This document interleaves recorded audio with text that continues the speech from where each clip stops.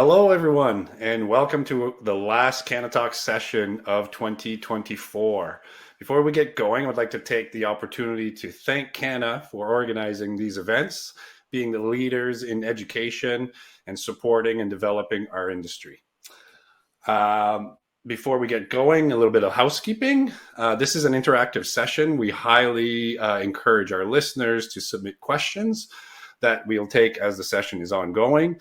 You should see a Q&A box below your screen where you can punch your questions, or alternatively, you can scan the QR code on the top right-hand corner with your mobile device and ask your question there. So, as we mark 6 years since recreational cannabis legalization, the market has matured with clearer trends, evolving consumer demands, and growing differentiation across market segments. So throughout the year, we had all kinds of panelists from all corners of the industry. We covered a wide range of topics from international opportunities, retail trends, expectation, costs, just to name a few. And we wanted to wrap the year by bringing cultivators back into the conversation to discuss how they navigated 2024 and share their insights on what the future holds. So please welcome our three panelists. Start with Alex Gauthier. He's a VP of Research and Development at Origine Nature. They're located in Saint-Agathe-des-Monts in the heart of the Laurentians. Origine Nature offers two strong, renowned lines focusing on providing the best quality at a competitive price, Fleur de Lys and La Voûte. Then we have Stefan McDonald, CEO at Lot 420. They're locally rooted and globally recognized. Their flowers are domestically and internationally celebrated. Canada is known for producing the world's best indoor cannabis, and Lot 420 are very much part of this legacy and heritage. And last but not least, we have Jesse Simerosa, Director of Sales at Noble Growth. They were founded by a team of connoisseurs with integrity and passion. Their spirit and long-lived passion for the cannabis plant separates them from other producers in the industry. This team is defined by a thirst for knowledge and a desire to produce the finest cannabis in the country. Thank you for everyone to be here today. I welcome all of you. So this year, in 2024, we began our talks looking at international opportunities and emerging new markets and these trends going out there. And since all three of you participate in the international market, I'll start with Alex. How important is exporting for you, and how was 2024? So I think that exporting is becoming a crucial part of the cannabis industry. It was definitely something that was on the radar for a couple of years. In the last year, we actually achieved multiple international shipments. We got paid for them, and it's now a big part of our business. I do want to put a historical context, though, to international shipment. Historically speaking, when we look at the legacy production of cannabis in Canada, it's easy to pull up a number between 85 to 95% of all cannabis grown in Canada was shipped out internationally to start with in the legacy market. We were always some of the biggest international producer, not because necessarily we're better growers. I do think that every country has the potential to have amazing growers and amazing product, but because we have all the socioeconomic context to grow that cannabis at a very affordable price indoors, or indoor cost of production is often lower than some outdoor cost of production that we see worldwide, right? So the international market was what we were doing already. It is, I would say, the rightful place of Canada in our destiny. So I do think that it has grown tremendously in importance. We are now seeing over 160 emerging countries. They all have a need for cannabis. We did develop an expertise, and it should be part somewhat of any serious business plan in the cannabis industry, in my 2 cents. Excellent. Well, thank you. So obviously a very important part, and I don't want to get into costing and all that stuff because that's going to be later, but definitely an important part for Origine Nature is to look at the international markets. Absolutely. So, Stefan, I know that you, Lot 420, I believe you're in 6 countries already. So, obviously, a fairly important aspect of Lot 420. Um, so, what's the breakdown of your international compared to domestic, like what you did last year? Are you at 50-50? Are you focusing more so on the international? I think the international is taking on a larger role at this point. Um, I don't, in terms of breakdown of numbers, I don't know if I'll go all the way to there, but I will say it is taking an important role in our total production. It has been since we started. Really, we've been doing it for a couple years now, and we saw the emergence of it in the first country we entered, being I think we started with Israel, and we saw that there was a big demand there, and we just thought that it would be important to try to duplicate this into other countries and get in there early enough, you know. Hmm. So it's taken a pretty large importance, and the approach moving forward is to keep being one of the first that can get product into emerging countries. You know, just establish that link, especially with the brand early on. And just quickly, what kind of certification does Lot 420 hold for international markets? Yeah, we have CUMCS, which is required for Israel. Pretty hard to get and pretty hard to maintain as well. It takes a lot of resources. They do about 6, 7 audits a year. So that's one that we have. We have obviously GPP, which is our regular certifications, and we have a GACP certification as well, which are Excellent. GACP not being so hard to obtain. Not being so hard. Compared to the CUMCS, yeah. Yeah. Yes, correct. Correct. Jesse, how important is the exporting portion at Noble Growth?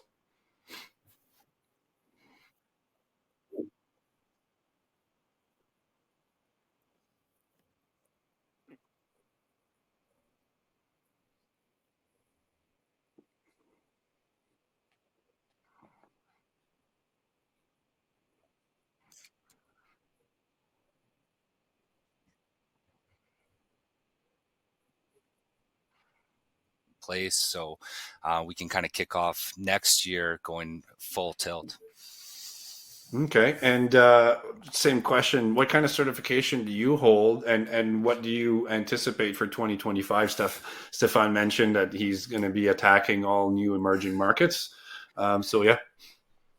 Yeah, so Stefan is kind of like our big brother of sorts when it comes to the international dealings, and we've adopted a lot of his practices, and we've copied a lot of the stuff that he's done. And we have our control union now, and we've really kind of accelerated our QA policies, and you do need a whole team that's dedicated to Stefan's point, like 6-7 audits a year. It's no slouch, so you have to have the right team in place. You have to have QAs that are willing to spend extra hours and keep that commitment strong, because these certifications are hard to get, but even harder to keep. So that's definitely been the main focus, is starting off strong on the compliance end of things, and now we're seeing the strategic partners kind of flow in now that we have some of this certification.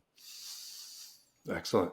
And Alex, I'll just circle back to you quickly because I didn't ask you what type of certification does Origine Nature hold, and just quickly, what do you anticipate for 2025 on the export side? Absolutely. So Origin Nature holds the GPP, GACP, and we have the Control Union. We do more shipment to Europe than we do in Australia. So we sell UK, Australia, Portugal, Germany. We did do a first successful shipment in Africa, actually. But Israel, we did start working with Israel at first, but it was somewhat more complicated, as Stefan pointed out, for the volumes that we have. So we're technically pretty much sold out. So we don't have a need to expand to Israel currently. So this is why we don't have the CUMCS. As far as how much we dedicate, Currently, we're aiming for 20 to 25% of our biomass to make it internationally and be completely paid for. Also, we're looking at about a 10-ton capacity for 2025. So we're ending the fiscal quarter and we're doing an expansion. We're also we're acquiring a new 15,000 square feet. And that 15,000 square feet is going to be separated completely from a production zone. It's going to be only packaging. So anything that would come from international shipment that we would be then reshipping to Europe or our own product, we would have a dedicated zone for it that we are looking into possibly going full EU GMP there. But one of our good first step and risk mitigation was to completely separate production and the packaging. So we have we're part of the 250,000 square feet building. So it's two piece of the square footage that are completely separated. We need to take a car to go from one to the other. Interesting. As far as Wow. the biomass is going to come out, demand is going to grow definitely. The reality is the economic factors aren't there, especially for Germany. Right. If you look back at the end of the Second World War, there's been a lot of policy put in place to prevent Germany to have enough energy to start a Third World War. So they're very limited. They pay a lot of money also for that. And the second you start the gear with cannabis clubs, you cannot backtrack or you're going to promote the black market. When there's a demand, you need the supply. So realistically speaking, I see a lot of countries opening up. I was in France recently. France is starting to look at a full pharmaceutical grade cannabis line that would be directly reimbursed by the government. If they succeed at that, we're probably going to see that also in other countries. So I do see not necessarily next year happening, but more and more opening.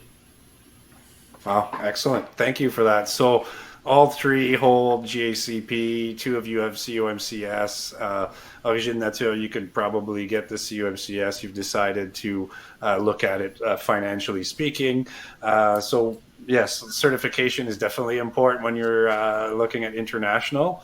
But you all said that it is a portion of your business, the international. So I'd like to kind of circle back a little bit to the domestic, because you all grow really good cannabis, and we want some of that in Canada too. We don't want you to ship it all out.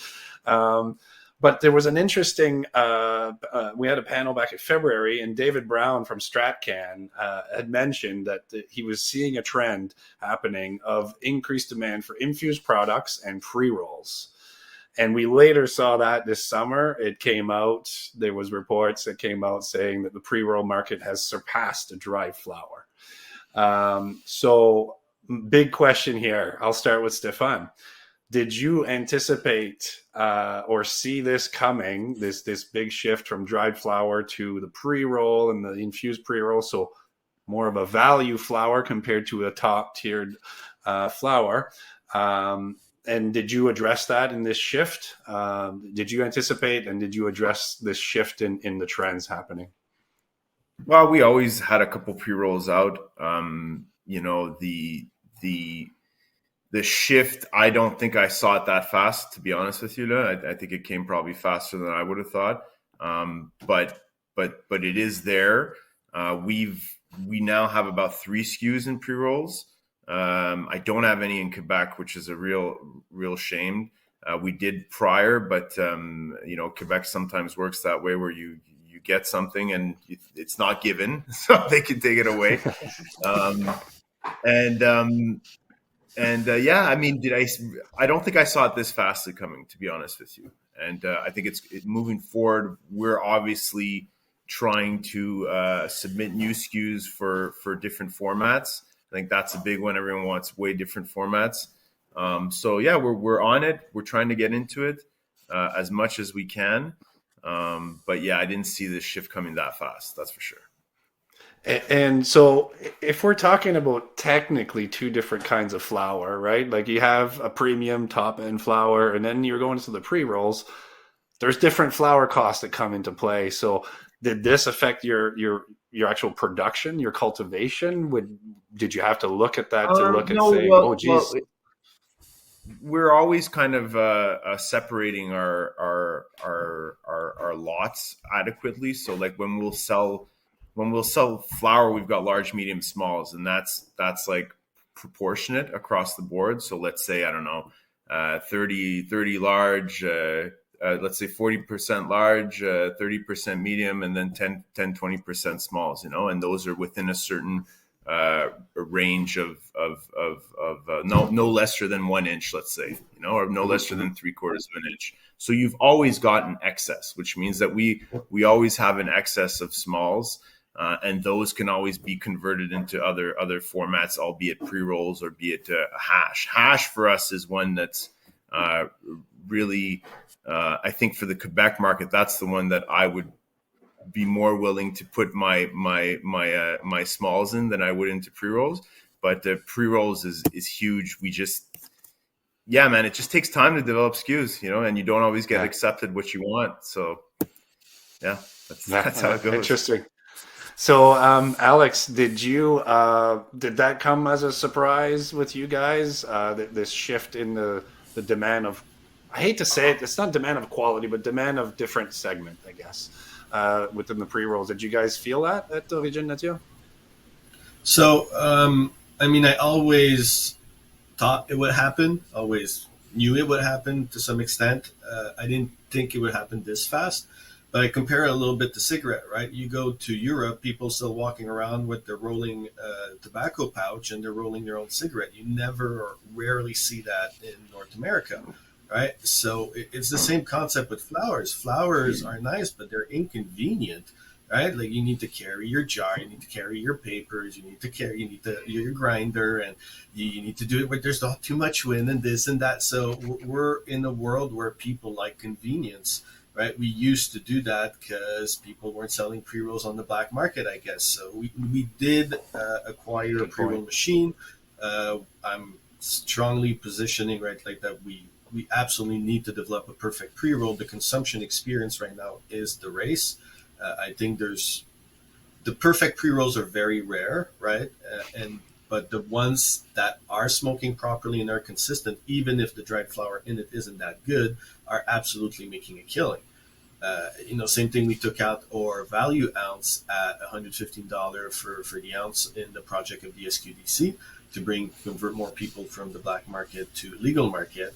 And the flower that's in there is not necessarily my favorite, right? But it is almost selling out. It's crazy the demand we have for that. And that's also where what we're seeing with the maturing industry, right? People are developing their taste. They're showing what's the actual level of interest for being true cannabis sommeliers or true cannabis connoisseur. And it looks like most of the population, unfortunately, doesn't care for now. All they want to do is buy a product that's consistent, that's going to be systematically the same experience and available time and time again, right? Now, when we're talking high quality product, like what Lot 420 is doing, it has definitely value in the pre-roll. It's not like high quality dry flower doesn't translate in the pre-roll. Now, what's the problem is making a pre-roll that's made correctly so that dry flower is then consumed properly, right?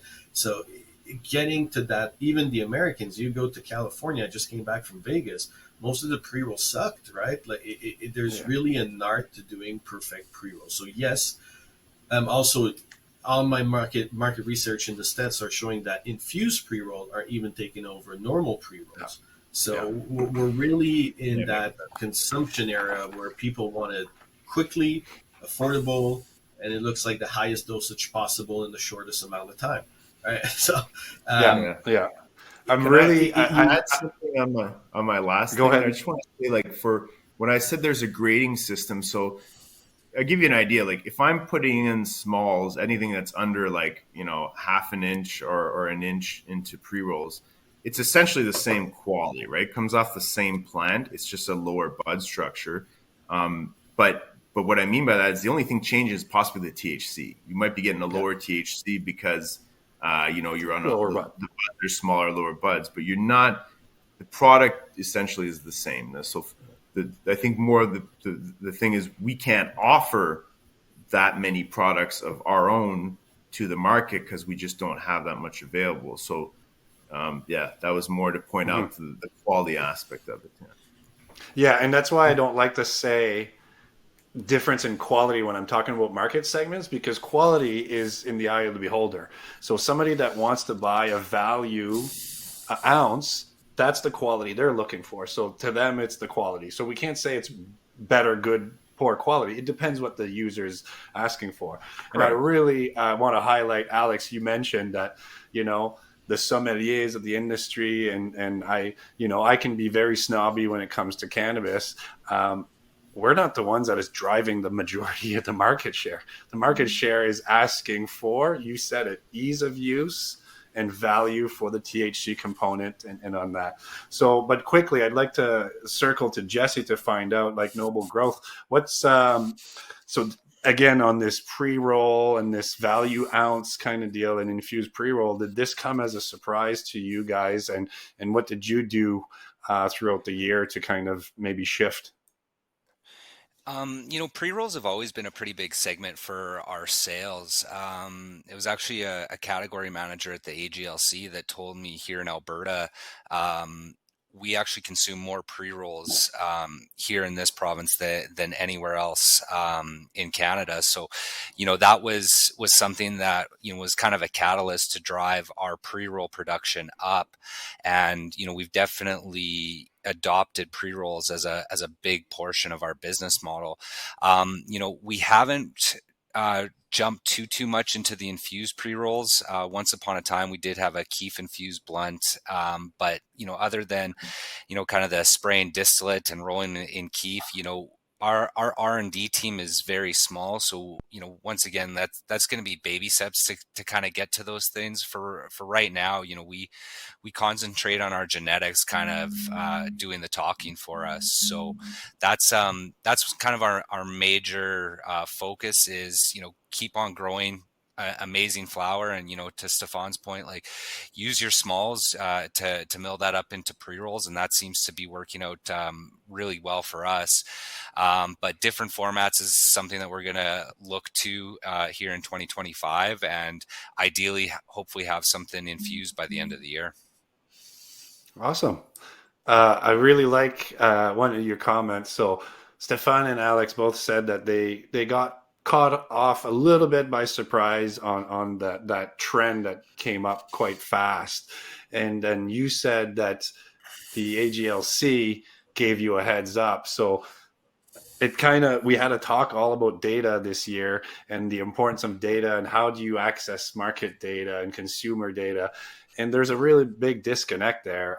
That's another topic of conversation. Like, how do you get proper data of the industry and all that stuff without having to pay for it necessarily, or where's the good stuff and where's the bad stuff and how to do it. But the one thing that you guys have mentioned, so international, very important. We do get a better price point exporting cannabis compared to domestic.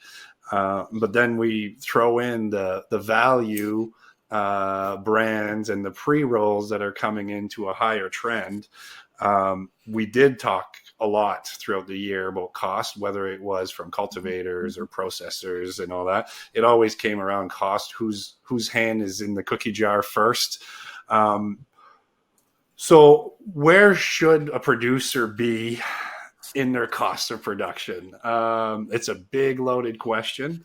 To be competitive in the domestic and international, because I think there'll be two different answers there. So without me singling somebody out, does somebody want to take a stab at it first, and then we'll go around the table? No one ever says the real cost of production anyways.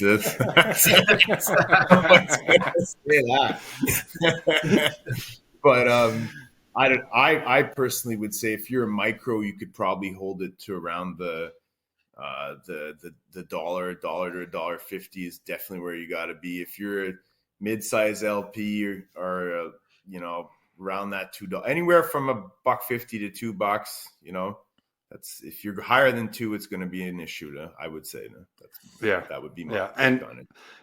And that's for both domestic or international. Your take? Yeah, I mean, you take everything. You're not gonna, I'm not gonna. If I can get more somewhere else, that's just better on me. You know what I mean? It's you try to keep your costs as low as possible, regardless of where you're selling it. You know what I mean? I like that. Alex, you're smiling. Do you have? I just wanted to also say, when I say I spoke about quality and Log 420 high quality, like we truly mean that. We actually firmly believe that lot 420 grows some of the best quality, and we're not in necessarily in the same price range, right? Pricing is a very important factor in cannabis. There's no bad cannabis, only badly priced cannabis, and we don't exactly play in the same range. So our answers are going to be slightly different, but I think that that needs to be taken into account. The way that they care for their cannabis definitely it will necessitate probably more resources than some of the way we do it. So there's definitely two answers to that, and there's multiple valid segments in which to play with. It's important to understand in which segment you want to play before also making sure your cost of production works with that segment. So in our case, we like to think that $1, no matter your size, you need to hit that, right? If you're in not the premium segment, but really I would say the in between, so not the value, not the premium, really in between, I would say the well, you understand, right? $1 really seems to put you anywhere on the map. After there's multiple ways. I think that some technology evolves. There's little, new startups here and there that are really showing promise as far as alleviating workflow, making it more streamlined. And definitely when you get the packaging to kilo, so your wholesale is done, you only have kilo bags, about $1, I would add another 50 cents for retail packaging. Excellent. Thank you for that. And I really like how you highlighted that you have to kind of know where you play to be able to compete and understanding your costs according to that segment you're playing in, right? Because Stefan, obviously, if he does more the manicuring and all that stuff, and then I'll throw it to Noble Growth. So what are your thoughts on these conversations on the cost of production, and would you rely, and just give a little bit of a spin too on top of that, would you rely on the higher international prices to compensate for higher production costs? We've definitely seen the light with international sales and getting the higher cost per gram. I'm not as blessed as my Quebec brothers to be growing in Quebec and enjoying some of their ultra cheap energy, but with that, we just have to play in our lane and stay in our zone. We're a premium cannabis company, and with that, it really comes down to the consistency of our product. And you're kind of nothing in this I would say upper tier of cannabis if you're not constantly being consistent with your grows, and you're only really as good as your last lot. And with that, we try and run as lean as possible. You can't cut corners when it comes to nutrients, or even your people for that matter. But if you have one solid master grower, he can do a lot, and he can lead a team. And we're very, very blessed to have Lucky Luke leading the charge for our team. And with the genetics that we have, we've been very lucky to be able to scale up, but also do so with avoiding some of the higher costs that plague the industry. And it's hard because every single day you're deleting emails from 7 different people for this event, that event. Somebody wants a break here, so you have to almost ignore the noise and keep your head down, concentrate on your own work. And at the end of the day, it's running a business like anything else. If it don't make dollars, it don't make sense. I really like it when all 3 panelists don't necessarily all nod and say, yes, he's right, and then there's no answer. I love the fact you gave 3 kind of different answers, but it all is the same. Know your lane, understand your lane, and price point properly, and bring the consistency to your last point, Jesse. Bring that consistency to delivery, and that's how a good business should run. I really like the fact that we are totally separating the lanes, and it's nice. I have to say that 3 cultivators here are speaking different lanes, because I've been doing panels for close to 2 years now. Everybody's always in the same market segment and only focusing there. So it's really interesting that we're having that diversity. So another important topic that was discussed throughout the year, marketing, retail, all that stuff, is brand recognition and marketing. So Jesse, I'll start with you. How important is this? And do you differ your branding and your marketing efforts between domestic and international? Brand recognition is huge. So, our two founders, Sam and Gavin, they have deep legacy roots, and we decided to lean into those legacy roots and really say, hey, we've been here since the black market days. We're the same guys that you were buying packs from when you were meeting up with people in movie theater parking lots. Like, we are those guys, and the branding, kind of exemplifies who we are. But the thing that excites me the most about internationally is we're not handcuffed the way that we are here in Canada, where, oh, you're not allowed to say that, or hey, no, it has to be very, very straightforward advertising. I think that that's kind of a travesty that's plagued our industry. When you go down to the States, I'm always so blown away with the packaging that they have down there. And I think that Canada really needs to take a strong look on what some of the branding is down there, and what we could do to really showcase all of the stuff that we're doing here. But yeah, internationally speaking, depending on what country that you're operating in, there can be a large push. So with some of our strategic partners, that's been one of the topics is, hey, if we bring you on as a partner, can we take your branding? Your branding's really cool. Can we incorporate this? So that's been a huge plus, and we're that much more interested to work with the strategic partners who want to build our brand with us. Interesting. On one of our panels, somebody mentioned, and I believe Great White North, and it was another company too, they kind of agreed that close to 8% of their revenue was going into branding and marketing exercises. So, Stefan, how important is branding and marketing for you? And does it hold on the international side? Does Lot 420 as a brand, or is it just the cannabis that's out there? No, I guess it would be both. For sure, you gotta have good. If you're branding yourself as good cannabis, you have to have good cannabis to back it up. That helps a lot. We do put a good amount of money into. I'd say maybe 8 is pretty high, but I'd say about 5 to 8 maybe. I haven't ran the last numbers, but I'd say we put a good amount of money into it as well. And it translates, it translates to where you go. When you go into other countries, if you have a good reputation in Canada, the consumer around the world, looks on Reddit. Reddit has become a crazy tool for cannabis. If you go into the UK, they have their own UK cannabis Reddit. If you go into Australia, they have their own Australian cannabis Reddit.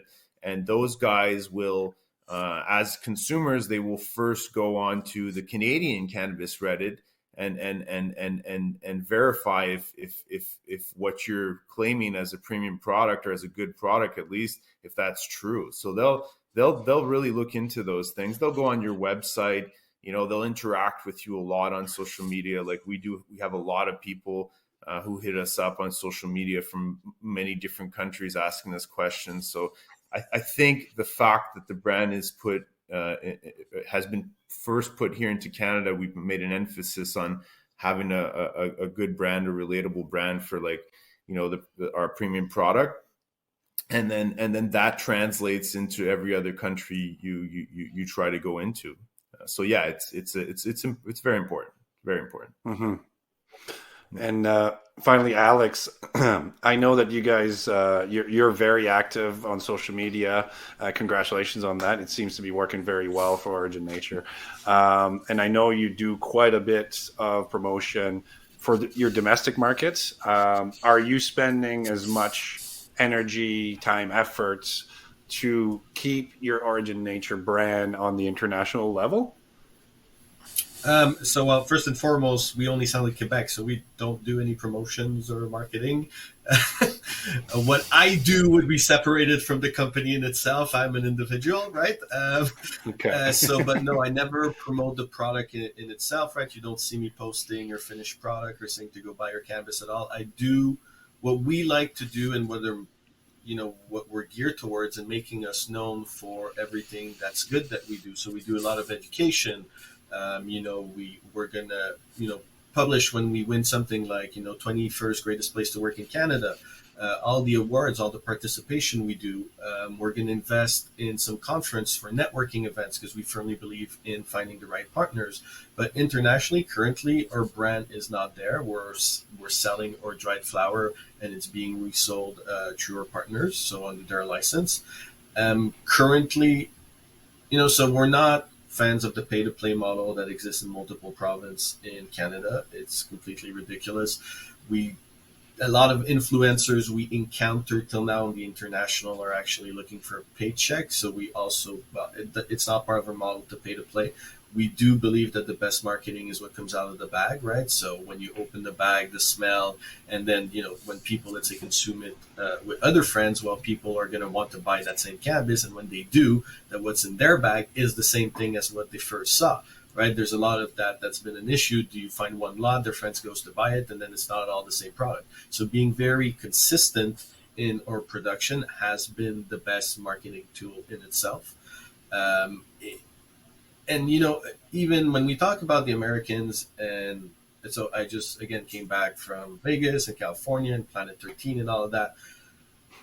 As a consumer, I totally hate buying something because the packaging was nice and what's in it is complete garbage, no matter the industry, no matter the product. And the American are a champion at that. I hate industry where we buy based on what's the shiniest. And what I like to think is that with cannabis, the consumption experience is by far the telltale. And no matter how much money you drop into that packaging race to get the nice packaging, it will not matter because 30% of sales are first-time purchase and 70% of sales are repeat purchase, and that consumers will not fall again for that packaging. Now, I do agree that there's a lot of art and expression that can be done to differentiate your product in an industry that has so many SKUs, but I dislike how some people, and I am not at all talking about Jesse right now, but other people I saw in the industry are pushing so much towards, less packaging regulation to try to put some, crazy stuff out there. But so we'll see how it evolves. I'm more than happy to simply promote the product by the quality of it. I think Lot 420 was actually able to establish their brand worldwide thanks to their quality most than anything else, right? Like, I think they're the most established Canadian brand in the world at this point. And, they're banging with guys like Afria and all the other guys. Still, Lot 420 names resonate. When you go to Germany and you go to a conference, everybody knows their name. Nobody talks well about the other companies or want to bang their products. So it speaks volumes to, at the end of the day, what matters is your product, its quality, and its consistency. You can only do so much to get on that first purchase because anyway, people should get across your product by consuming it with their friends because it's that good. And I couldn't agree more, Alex. And even Tim Gauthier from Green Tone said it this year on one of our panels. He said that their key of success and being able to self-market or self-brand was consistency. He says, we're not aiming for anything. We know where we stand. We know what lane we are in, and we're really good in that lane, and we keep delivering time and time again. So to your point, doesn't matter which lane, which country, as long as you deliver what you're supposed to be delivered time and time again, because the first 30%, sure, it's great to get that 30% of first buy, but if you have no return and they slander you on Reddit, you're done, right? Like, so it's play in your lane is what I think the overall message is. Play in your lane properly, know where you're supposed to be. Really like that. Thank you. So the very last talk that we had just a month ago, Katy Perry from Toke Cannabis, retailer, and she's got quite a bit of data, by the way. If you want Ontario stats, she knows her stuff. She had a lot of good insights on numbers, really good avenue. And that was one part of the discussion was, where do we get this information? retailers. It's the place to go, is to retailers. Unfortunately, when you're stuck in certain provinces that it's completely government controlled, like New Brunswick or Quebec, that information can be a little harder to find. But I mean, trends are trends, in my opinion. So it doesn't mean that if you can't find it in your direct geographic region that you can't get it. But she was highlighting the three main segments: bargain, value, premium. And she was saying that bargain and value is almost, if not more than 3/4 of the domestic sales. Yeah. So understanding that, and each of you are fairly focused on premium. I know, Alex, you've said that you're not at the top premium, but you're still on the upper echelon of the value segment, if in my opinion. That segment is quite vast, the value segment as well. So, Stefan, with bargain and value holding like that much strength, and then we talked about the pre-rolls and all that. How are you navigating this? Like, is your 10% smalls and your 30% Bs, is that enough to fulfill, or you're going to keep on the track of focus on the premium and having those other avenues? Well, again, we'll get back to, but if you have some kind of consistency in the premium, then you'll always have a bit of a consistent sale.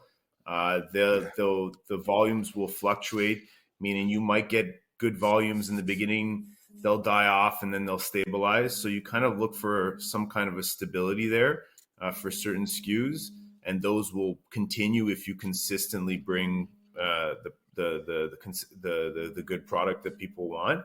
And again, I'm not a super large facility, right? So we don't need to push that much product. And when you do have other options, like we were mentioning before, if you have other sales channels, then you don't have to be super dependent on domestic sales.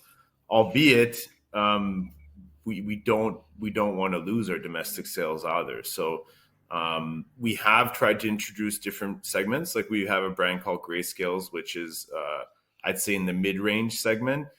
But what we have realized is, to Katie's comment, she's spot on. Like, I don't think that mid-range is existing very much anymore. I think you're either going value or a bit of premium. So we might have to review that and see how we're going to move forward with that. But so far, it's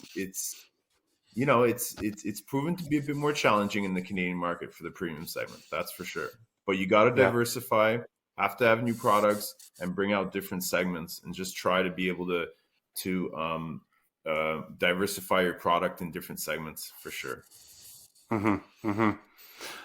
What about you, Jesse? Has that, you've anticipated the pre-rolls. Are you looking at, what Alex was saying, $115 ounces, $25 eighths?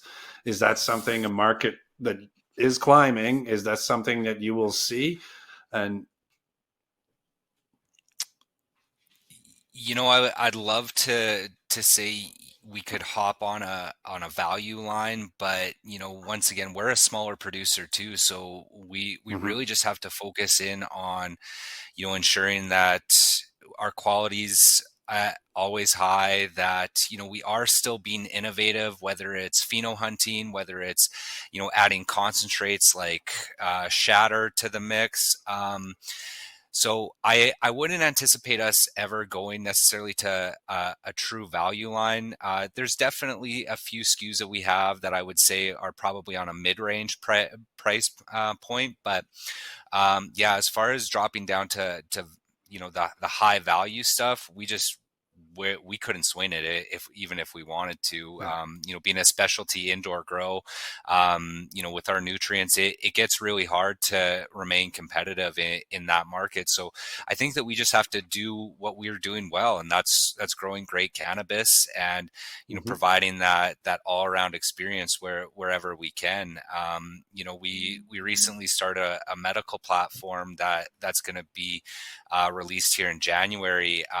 We've got a soft launch on that, but once again, that's trying to go direct to our customer base to say, hey, these are the high quality value cultivars that we have. And, I'm hopeful that that'll reach enough hands to make us, profitable to everyone's point. The domestic sales here in Canada are always going to be important. I don't know when, other countries are going to start to come online and start to be a little bit harder to compete with, on the export market. So, heaven forbid the States, legalizes it in the next 5 to 10 years, that would put a lot of pressure. And if we didn't have domestic sales, we would be tough. So I think it's really about properly diversifying your crops, understanding where lots are going, but also having the ability to, flip those options and be adaptable. And, hey, maybe that lot was, slotted to go to Israel or Germany or Australia. And maybe now it has to be broken up and sold at, maybe a little bit higher than the $115 ounce, but that's kind of the way that we operate here at Noble. Okay, so Alex, I purposely wanted to put you last because of the different types of kind of operations that you run. They both mentioned they're a little on the smaller side, on the premium, and with a slightly higher cost. I'm going to switch the question a little bit to you. So you mentioned that you were in California and you see those trends down there. Those trends have developed, the same trends as we see in Canada today have developed, before. So we should be learning from that. And I'm actually seeing those trends start to happen internationally. So, the big push for premium cannabis. Well, now there's actually these same companies are coming to Canada saying, hey, do you have value product as well that I could put as a value brand? So how are you navigating this? And are you going to be in, do you anticipate these trends to happen internationally? So as in the price compression, and are you in a better position in that sense for the market? So an example, if we see the pre-roll and the value segment trend upwards like we see in Canada, do you think you're in a better position to be attacking those trends and to stabilize within the domestic and international? Well, there's a lot of layer to that question. I first need to trace back to what you said about actual market data. I think any sales data that comes out of Ontario is probably some of the most biased and possibly flawed in the entire industry because it's the biggest pay-to-play province. So every single data is, flawed by who paid the most to have their bad product be pushed out the product. I think Quebec has some of the cleanest data in Canada. Why? Because it's all SQDC. We have a data scraper that's called Weed Crawler that we all access, super easy. And we have actual sales data that are representative of the demographic in the sense that they're not being influenced by people being paid to push product. They are influenced by people that are only allowed to give them what product is within the price range they desire. And then it's only based on the quality and repeat purchase. Every single province has a very different identity as far as consumers. What works in Quebec is not going to work in BC, not going to work in Ontario. You see that in restoration. You see that in a lot of industry that cater to customers. So understanding your customer first off is extremely important. And we're finally starting to discover, the true nature of the current consumers. Now, when we're talking the value segments and how it's coming, well, first off, cannabis price in Canada is ridiculously low. You can now buy cannabis, pre-rolls of cannabis, cheaper than you buy cigarettes. A pack of cigarettes is like $22. You can go to the SQDC and buy 10 pre-roll for less than that, right? That's like Coke costing less than water and etc. So we're currently in the world of economic and political uncertainty, right? People have less and less purchasing power because everything costs more. So it's not that people actually, I think, prefer value. That's what they can afford, and they have a lot more things on their mind or things they care about than cannabis. So cannabis is just it's an easy to consume product that's readily available, right? So it becomes just like anything that's readily available. except if people truly love it, they're not going to deep dive that much into it. It's just, again, is it consistent? Does it fit my budget? Does it get me where I want to be? But the good thing with that is with more people consuming cannabis because of that value point becomes shit. Why would I smoke cigarettes when I can smoke weed? It's cheaper, right? Right there. That's good for the industry. And with those having more people consume cannabis, eventually the normalization and knowledge is going to happen, and more people are going to understand, consider, and request high class product like what Noble Growth and Lot 420 are doing. So by itself, if you trust the process, maybe they'll see a little dip in their sales at first, but eventually those should go up and consolidate themselves, especially that from the get-go they position themselves that way in the industry. So that value is just representative of the economic market right now, right? There, when everything goes bad, vice goes up. So alcohol, cigarette, tobacco, cannabis. During COVID, we were all making a fucking killing, right? So that's what we're at right now. We're seeing that, and people do want that product. So as far as the American brand coming, also, I don't think there's going to be much recognition. I don't necessarily see them implanting themselves. I keep saying everybody's worried about the state legalizing. They should be worried about us. Historically speaking, we were supplying them, not the other way around, and it's been like that for ages. People are complaining if they get $2 USD per gram right over there on the wholesale. Yeah, I'll cut you on that one. Do you know the capacity of California alone? They can supply all of the U.S. just from California. So it's just, we have to be careful on how the borders and how it's open. But I agree. I don't think we have to really worry about it right now. I mean, one of my business partners is from the U.S. and he wants to do business with us in Canada because he doesn't want to wait because he doesn't know how long. So a couple of questions. How many times did we hear that? Yeah, exactly. That right. One state or one company could supply all of a country. 15 That's times, true. 20 times now? How many actually did it? So there's a couple of questions, and it comes to, I believe, Alex, you just mentioned something about different products going into the international market. So a question from the audience: is there or will there be a demand for transformed products, edibles, drinks, etc., in the export market? Are you guys seeing any pull on anything besides dried flower? Stefan, you're nodding your head. Oh yeah, there's a huge they already have those products in the black market there, and they're just waiting for them to come on to the medical markets. I think the main I think in Germany they're waiting for hash like desperately. We get a lot of demands for that. In the UK we get a lot of demands for vape carts, and there's possibilities for these things to happen. There's just it's just time. It's just time consuming. You have to set them up, Yeah, I think some of these places it's already a possibility. It's just you need to find or have the right setup yourself to do it, or find the right people to do it with. Yeah. But yeah, for sure, there's going to be a huge market. We already have a lot of demands. For example, we brought out a hash product recently in Quebec, and when we posted it on our socials, we had people from all over the world asking us if it was available in any upcoming countries. So yeah, I'm sure there's a large. The demand is there. Yeah, the demand is there. It's just a matter of time before all the regulations line up and they decide to bring it in. That's very interesting. Yeah. And I already know the answer from Alex, because you did mention that you looked at the financial of the CUMCS and decided to, for right now, not look at Israel. There is a question from the audience: is Israel still worth exploring? So I'll leave it to Jesse. I know you guys do export to Israel. Is it still worth exploring?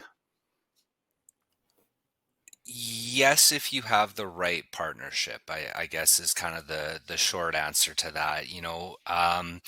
Your partners are everything, and that doesn't matter if it's domestic or international. They have to be properly vetted. They have to be willing to work with you. I would I would always tell people who are interested in international selling, somebody's got to hop on a plane. So either you're going to travel to them, or ideally they come to travel to you and you show them your facility, because, you can have so many of these Zoom calls and Teams calls, weekly, but until you're, truly sitting down with them and showing off your grows, it does make it that much more complex.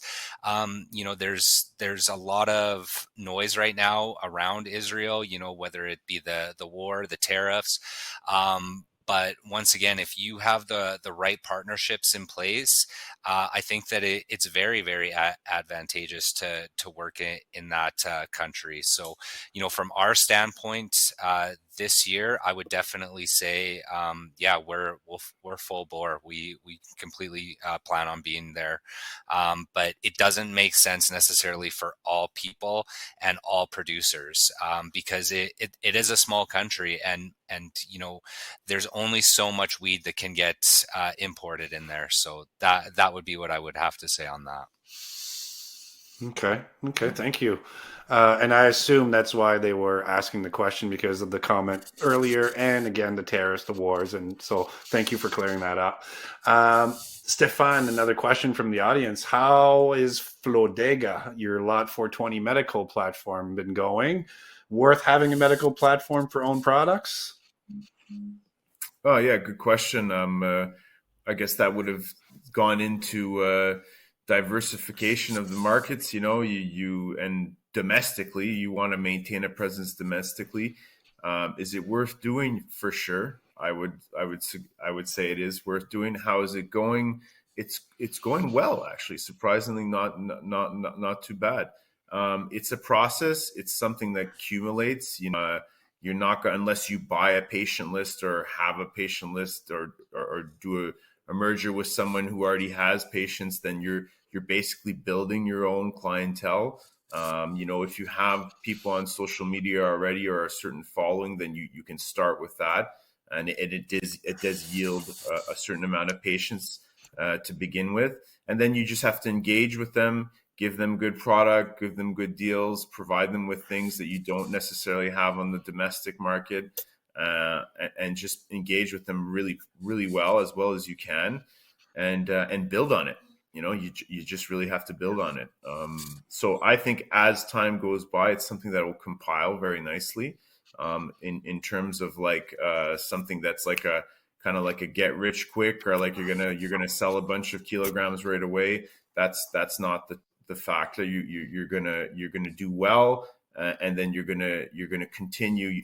The more effort you put into it, the better you'll build it, and it just compiles. At this point, is what we're seeing. But I love it because we can basically put out anything we want. Something's fresh, we package it in house, put it out. Something's new, there's no SKU for it anywhere. We tried a new strain, we don't have a SKU for it. You put it out on the medical. Share it with people. It's great for that. It's been really nice. Enjoy it a lot. Awesome. Thank you. No provincial award. So this is, we're getting to the last question. I'm going to give you guys 1 minute each. So Alex, what are your 3 things to focus on for 2025?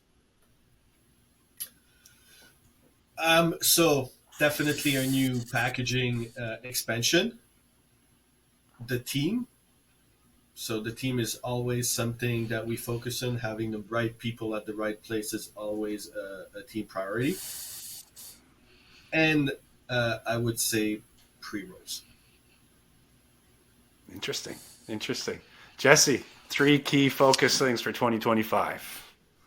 I would say that we're going to 4X our exporting to our strategic partnerships. Expand offerings both on dried flower, pre-rolls, and concentrates, and then pumping out our new medical platform for all the reasons Stefan just laid out so elegantly. Beautiful. And Stefan, last but not least, 3 focus things for 2025. I'm pretty aligned with Jesse on that. We're gonna solidify our export partnerships with our partners.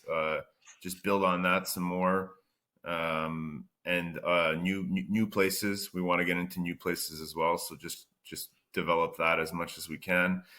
In-house, promote as many, develop as many new SKUs as we can for our domestic market. See what people take, see what the boards take, run with those as much as we can. And medical, straight up medical. Yeah, those are the three Awesome. for us as well. Yeah. Well, thank you very much to all three panelists. Phenomenal. Very congratulations, all three of you, for the success of your companies. I've had all three of your products. I will buy it, acquire it one way or another again, as many times as I can. And I do really appreciate you guys. Thank you all to our listeners. This is our last CANNAtalk for the year, but we're gearing up for next year. We're going to do more next year in 2025. It's been a pleasure moderating these panels with these folks. The panelists that we've had all year have been phenomenal. I'm definitely looking forward to continuing the conversations. But to stay up to date, make sure to subscribe to the CANNAtalks via canna.ca/CANNAtalk, or send an email to CANNAtalk@canna.ca. Thank you, everyone.